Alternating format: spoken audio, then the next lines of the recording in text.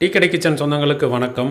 மழை பெஞ்சாலும் வெயில் அடித்தாலும் சாயந்தர நேரங்களில் நம்ம ஸ்நாக்ஸ் சாப்பிட்றது மட்டும் குறையவே குறையாது. இன்னைக்கு என்ன ஸ்நாக்ஸ் செய்யலான்னு சொல்லி யோசிச்சு மூளையை டயர்டாக்கிறத விட்டுட்டு ஈஸியான ஒரு ஸ்நாக்ஸ் இன்னைக்கு நீங்கள் செஞ்சு பாருங்கள். இந்த மாதிரி நீங்கள் ஸ்நாக்ஸ் செஞ்சு கொடுத்தீங்க அப்படின்னா உங்களுக்கு மிச்சம் இருக்காது. அந்தளவுக்கு எல்லாத்தையுமே விரும்பி சாப்பிடுவாங்க. 15 நிமிஷத்தில் பக்காவான ஒரு ஸ்நாக்ஸ் செய்கிறதுக்கு முன்னாடி மறக்காமல் இந்த வீடியோக்கு ஒரு லைக்கை போட்டு விட்டுருங்க. நம்ம டீ கடை கிச்சனில் வந்து உருளைக்கிழங்கு சில்லி அதான் இன்னைக்கு பார்க்க போகிறோம். அதுக்கு இன்னைக்கு நம்ம 1/2 கிலோ உருளைக்கிழங்கு எடுத்துருக்கோம். அதோட சேர்த்து ஒரு சைடிஷ் வேறு பார்க்க போகிறோம். சூப்பரான சைடிஷ் அந்த சில்லிக்கு, உருளைக்கிழங்கு சில்லிக்கு. இப்போ நம்ம 1/2 கிலோ உருளைக்கிழங்கு எடுத்து நல்லா இந்த மண்ணை பூரா நல்லா கழுவி வச்சுருக்கோம். இதை அப்படியே எடுத்து நம்ம வேக வச்சுக்க போகிறோம். எல்லாத்தையுமே எடுத்து குக்கரில் போட்டு வேக வச்சுக்குவோம்.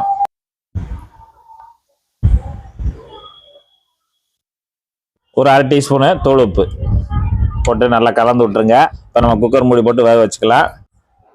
இந்த கேப்பில் நம்ம ஒரு சட்னி அரைக்கணும். அந்த சட்னி வந்து நல்லா டேஸ்டியாக இருக்கும், நல்லா அருமையாக இருக்கும். அதுக்கு வந்து இப்போ நம்ம புதினா, ஒரு கப் அளவு புதினா இலையெல்லாம் எடுத்துருக்கோம். நல்லா கழுவிட்டு சுத்தம் பண்ணி வச்சுருக்கோம். அதை நம்ம பெரிய மிக்சி ஜாரில் சேர்த்துடலாம், மீடியமான மிக்சி ஜாரில்.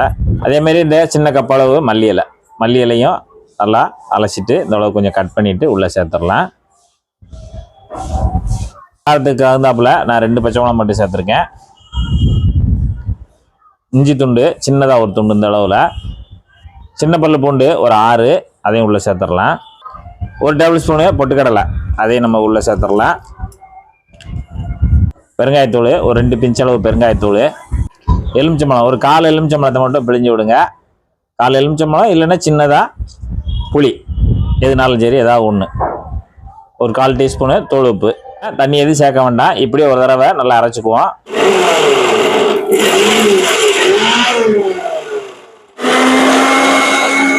தண்ணி ஊற்றாமல் இந்த அளவுக்கு நல்லா நம்ம அரைக்குறையமா அரைச்சிட்டு அப்புறம் நம்ம தண்ணி ஊற்றும் போது நல்லா நமக்கு சீக்கிரம் நல்லா அரைஞ்சி வரும். எல்லாம் சுற்றிக்கிட்டே இருக்கும் மிக்சி ஜாரில். இப்போ நம்ம கொஞ்சமாக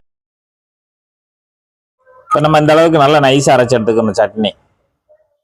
இதை வந்து எதுக்கு நம்ம அந்த பொரிகளை சேர்த்தோம்னா, அந்த பொரிகளை சேர்க்கும்போது நம்ம அது கொஞ்சம் திக்காக கிடைக்கும். இல்லைன்னா கொஞ்சம் நீர்த்த மாதிரி தண்ணியாக கிடைக்கும். அதுக்காண்டி தான் பொரிகளை சேர்த்து அரைக்கும் போது நம்ம கொஞ்சம் கட்டியாகவும் கிடைக்கும், டேஸ்ட் நல்லாயிருக்கும். இப்போ எல்லாத்தையுமே வலிச்சிட்டு தனியாக ஒரு பவுலில் சேர்த்துடலாம். கொஞ்சமாக தண்ணி சேர்த்து ஜாரை கழுவிட்டு அதையும் நம்ம உள்ளே சேர்த்துடலாம். நம்ம சட்னி, பச்சை சட்னி தயாராகிருச்சு. பச்சை சட்னி, பச்சையாக சட்னி. இப்போ நம்ம உருளைக்கிழங்கு 2 விசில் வச்சு எடுத்தாச்சு. இப்போ நல்லா கேஸ் எல்லாம் ரிலீஸ் ஆயிடுச்சு. இப்போ நம்ம திறந்துடலாம். நல்லா நமக்கு சூப்பராக இந்த அளவுக்கு வந்திருக்கு. இப்போ நம்ம வெந்நிலேருந்து எல்லாத்தையுமே வெளியே எடுத்து கொஞ்சம் ஆற வச்சிடலாம். இப்போ நம்ம உருளைக்கிழங்கு நல்லா அவிச்சு எடுத்தாச்சு.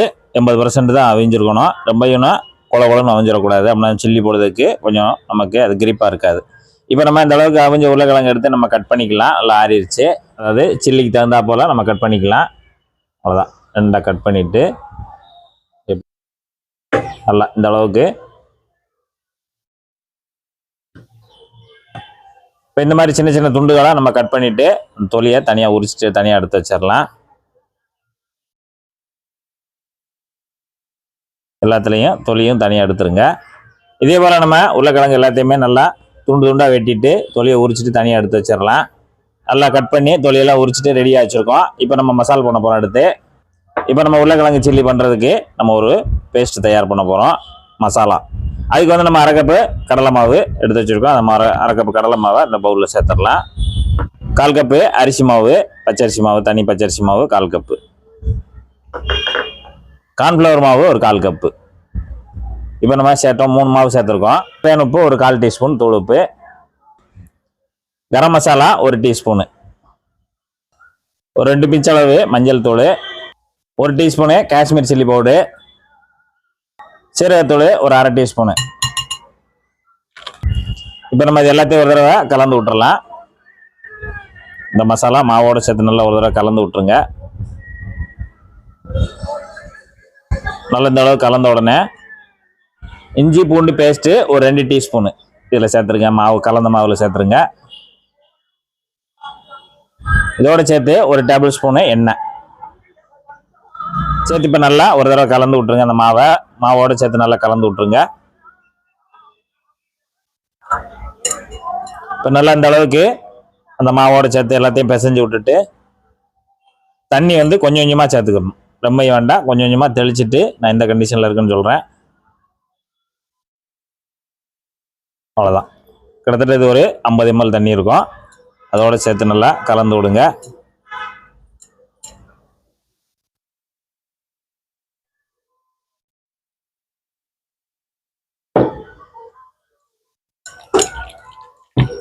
நல்லா கரைச்சி விட்ருங்க. இப்போ நம்ம மாவு வந்து இந்த அளவுக்கு நல்லா பதமாக கரைச்சிக்கிறணும்.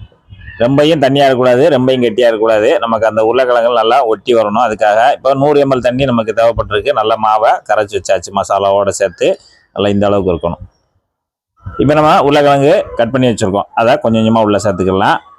எல்லாத்தையும் மொத்தமாக உள்ளே சேர்த்துற வேண்டாம், ஒரு பாதி அளவுக்கு மட்டும் உள்ளே சேர்த்து நல்லா ஒரு பிரட்டிக்குவோம். ரொம்பையும் அழுத்தி பிரட்ட வேண்டாம், சும்மா அந்த அளவுக்கு நல்லா அப்படியே அந்த விரலை வச்சு கோர்த்து மட்டும் விடுங்க. மசாலா நல்லா அது வாட்டில் ஒட்டி வரட்டும், அப்படியே இருக்கட்டும். இப்போ எண்ணெய் வந்து அந்த உருளைக்கிழங்கு சைஸை நல்லா அப்படியே உட்கார்ற மாதிரி எண்ணெய் இருந்தால் போதும், ரொம்ப ஜாஸ்தியெல்லாம் வேண்டாம், நல்லா முங்குற மாதிரி எண்ணெய் இருந்தால் போதும். இப்போ எண்ணெயோட சூடு வந்து நல்லா இருக்கணும். ஆமாம், எண்ணெயோட சூடு வந்து அரைக்குறையாக இருந்துடக்கூடாது, எண்ணெயோட சூடு நல்லா இருக்கணும். நமக்கு எண்ணெய் நல்லா சூடாயிருச்சு, அடுப்பு ஹை ஃப்ளேமில் தான் இருக்குது. இப்போ நம்ம வந்து போட போகிறோம் உள்ள. இப்போ நம்ம இங்கே மசாலாவில் ரெடியாக இருக்குது. அப்படியே எடுத்து ஒவ்வொரு பீஸாக எடுத்துகிட்டு நம்ம உள்ளே சேர்த்துடலாம்.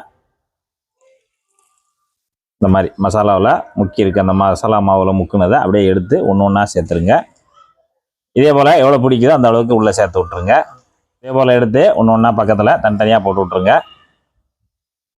இப்போ நம்ம ஒரு நிமிஷம் கழித்து எல்லாத்தையுமே புரட்டி விட்டுக்கலாம். இந்த மாதிரி ஒட்டியிருந்தால் பிரித்து விடுங்க, ஒட்டாது ஒட்டியிருந்தால் பிரித்து விட்ருங்க. இப்போ நல்லா கலந்து விடுங்க, நல்லா எல்லா பக்கமும் வெந்து வரட்டும். நமக்கு உருளைக்கிழங்கு ஏற்கனவே வெந்தது தான். இப்போ நமக்கு மசாலா மட்டும்தான் அதில் பிடிச்சி இந்த மசாலா வேகிற டைம் தான் நமக்கு நல்லா வெந்து வருது. இப்போ நமக்கு அதில் உள்ளே போட்டு ஒரு 3 நிமிஷம் ஆச்சு. 3 நிமிஷம் ஆனவுடனே நல்லா அந்த மாவு வந்துருச்சு. பவுல்ஸ் லைட்டாக வந்துகிட்டு இருக்கும், அந்த அளவுக்கு வந்த உடனே நம்ம எடுத்துடலாம், எல்லாத்தையும் அரிச்சு எடுத்துடலாம். நல்லா வெந்து சூப்பராக ரெடி ஆகி வந்திருக்கு.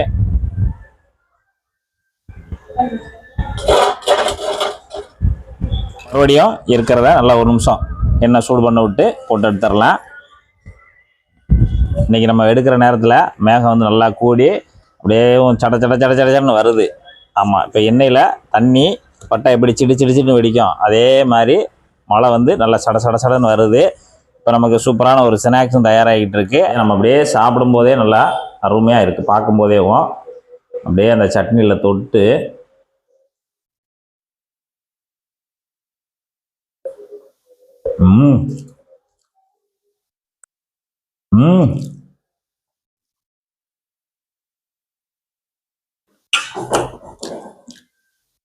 அருமையா இருக்கு.